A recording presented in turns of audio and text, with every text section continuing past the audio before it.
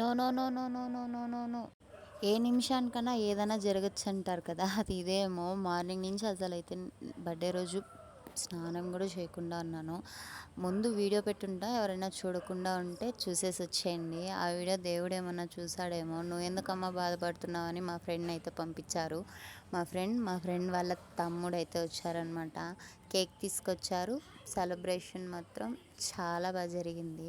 అస్సలు ఎక్స్పెక్ట్ చేయలేదు ఇలాగ నేను సెలబ్రేట్ చేసుకుంటానని ఫ్రెండ్స్తో.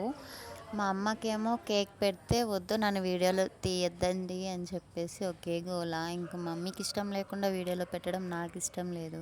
ఇంకా అలా ఫ్రెండ్స్తో సెలబ్రేట్ చేసుకునేసి వాళ్ళనైతే సెండ్ ఆఫ్ చేసేసాను.